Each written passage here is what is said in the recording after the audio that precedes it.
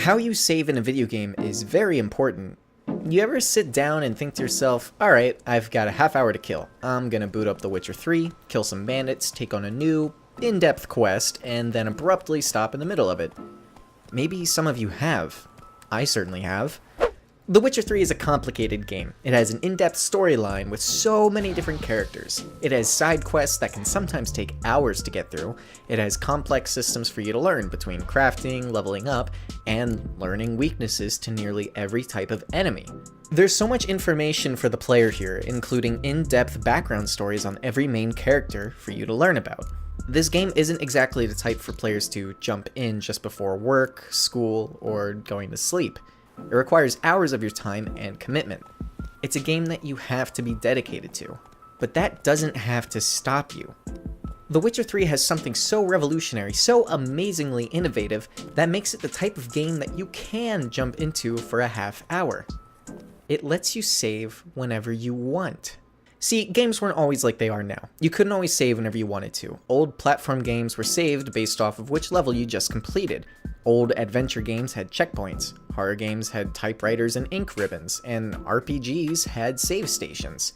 Large chunks of progress could be lost in a moment because of a split-second mistake. But then, one day, some gaming businessman was like, Hey boss, I think it would be, it would be pretty neat if some players could save the game,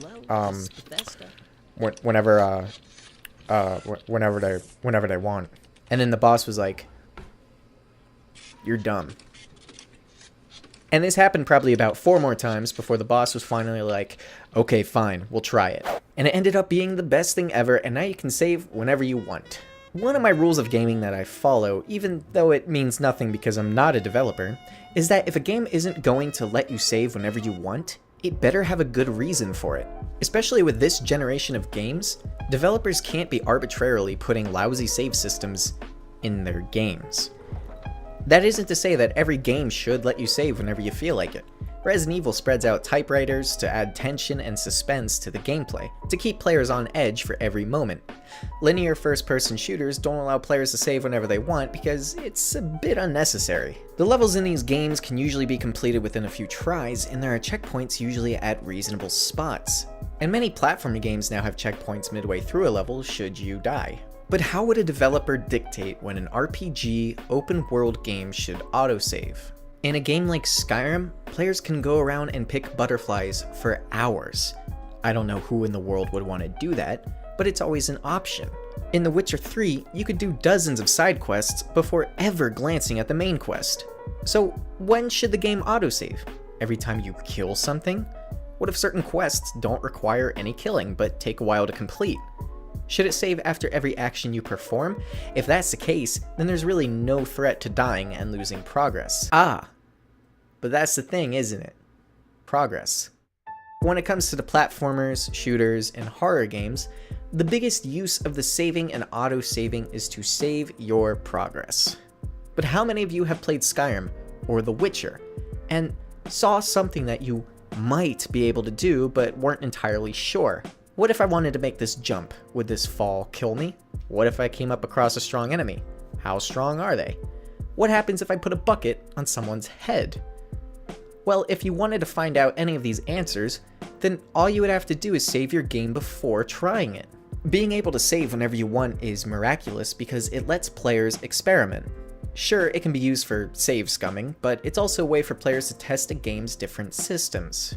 And now, I want to give what I think is one of the best examples of an open world game restricting players in the biggest, simplest way. A way that even Warhorse Studios probably didn't realize. Kingdom Come Deliverance has an awful saving mechanic that completely ruins the game. But why Kingdom Come Deliverance? Of all games, why is this the one that I single out? Well, to be honest, I actually was making this video months ago, but got sidetracked with other larger projects. So now I've come back to this video, and Kingdom Come isn't entirely relevant anymore, but screw it. We're going to talk about how its saving mechanics hurt the game's immersion, as opposed to helping it. Kingdom Come Deliverance, which I will now refer to as KCD, is a medieval open-world role-playing game that focuses on realism. You play as Henry, a boy-turned-survivor after a vicious attack on his hometown. Players need to eat, sleep, drink, and the combat is brutal and relentless. The realism goes farther by altering social encounters, one of my favorite mechanics the game attempts to tackle. If you're dressed like a peasant, then you're going to be treated like one. Guards won't give you a second look, and nobility won't really care about what you have to say. But if you dress as a guard, then you can be more intimidating to people. Citizens will be afraid of you and might even give extra information in dialogue. You can wear disguises to sneak into enemy camps and poison the food supply to kill everyone without even unsheathing your sword. And there are a few other systems like this in the game, where player choices drastically affect how people react to you.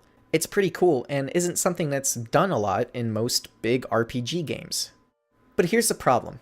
For whatever reason, Warhorse Studios, the developers of the game, did not include a save feature similar to that of Skyrim and The Witcher, and almost any other open-world game made over the past few years or so. Players can't save whenever they want, probably to focus on more challenging gameplay and harsh consequences based on the choices you make. But instead, the game only lets players save by either sleeping in an inn, which costs money, or drinking an alcoholic beverage known as Save Your Schnapps. These drinks are rare to come across, are expensive in the early game, and have negative effect on your character, because they're alcohol. So now, Henry will be drunk and disorderly, which is going to severely impact combat and stealth. What this actually does is prevent players from one of the most important elements of an open world game: exploration. Not just exploration of the lands, but exploration of different gameplay mechanics and options made available to the player. What if I wanted to test what would happen if I picked someone's pocket while disguised as a guard? What if I wanted to start a brawl with someone being a jerk to everyone else? What if I wanted to practice archery in the middle of... I think you get the point. Because of these restrictions and the cruel punishments for failure in this game, I rarely ever try anything off the beaten path. I'm afraid to attempt new things because what if I die or make townspeople angry at me? My latest save could be nearly an hour ago. All that progress could be lost, and the only way for me to save would be to get my character drunk or spend money to advance time at least 1 hour. Why does saving the game have to eat up so many resources? And I'm not saying that Warhorse has to get rid of this saving mechanic altogether. If players want a difficult, challenging game with an equally challenging save feature, then let them have it. It's not that I want to be able to save whenever I want because the game is challenging. I want to save whenever I want so that I can see everything the game has to offer. I can imagine some people complete KCD without figuring out how certain mechanics work, all because they're afraid to try something in such a harsh game. Maybe that's the experience Warhorse intended for its players, but for me, it's a hindrance. This is such a cool and ambitious open world, and I want to try many different things to see what it has to offer. But Warhorse's only response to this complaint from both gamers and critics alike is to add a save and exit feature. Now, before I go test anything in the game, I have to quit. Then load my game back up. It's just like being able to save at any time, only now it's going to take a lot longer. Why not just add a feature that lets you save whenever you want?